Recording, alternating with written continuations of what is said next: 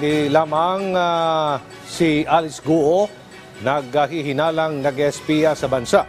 Ito'y dahil sa pagdinig kahapon ng Senado, lumutang din ang posibilidad na isa sa magkakapatid na Yang ay isang foreign agent.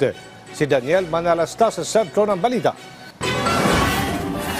Matapos ang mga revelasyon kahapon sa pagdinig ng makapanayam na opisina ni Senator Risa Hontiveros, si Wang Fuji, na pinaniniwala ang naging kaselda ni Xie Zhijiang. Si Xie ay sinasabi umanong Chinese spy na nagdadawit din kay former Mayor Alice Guo.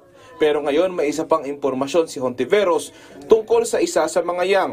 Sa OCCRP paper, another brother, meaning a Yang brother, shares the title of Honorary President of the Philippine Chinese Youth Chamber of Commerce with Shi Lungkai.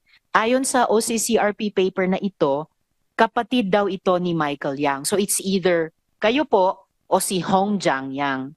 At ito daw si Shi Lungkai ay isang alias ni Shi Zhijiang. I just want to make this of record, dear colleagues. The reason this is important to me is this.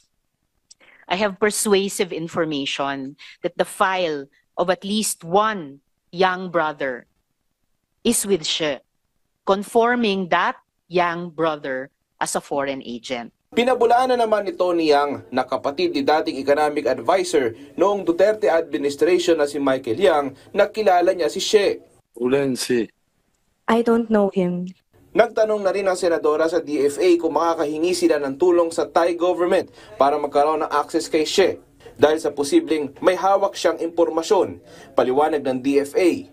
Recently, we received a communication from the Philippine Embassy in Bangkok, Thailand, regarding your request, ma'am, for assistance regarding the possible interview of Mr. Zhijiang in Bangkok. And they informed us that they reached out to your office, ma'am, raising particular certain political concerns that may have diplomatic consequences. One possible avenue, madam, is we noticed that the request may have criminal implications.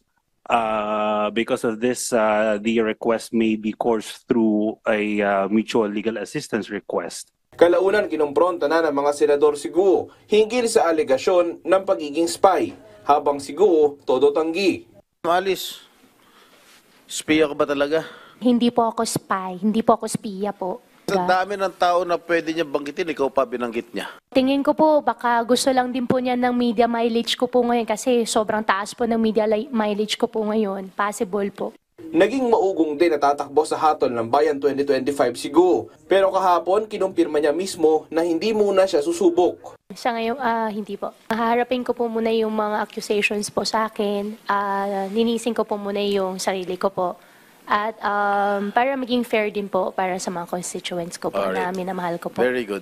Nakakasalukasok po ang isang kagaya ni Guo Huaping na napatunayang hindi tunay na Pilipino na nagpa-file ng Certificate of Candidacy. Ang COMELEC naman pinakakasuhan na sa korte si Guo dahil umano sa maling nilalaman ng kanyang dating Certificate of Candidacy at iba pa umano'y paglabag sa Omnibus Election Code. Daniel Manalastas para sa Pambansang TV sa Bagong Pilipinas.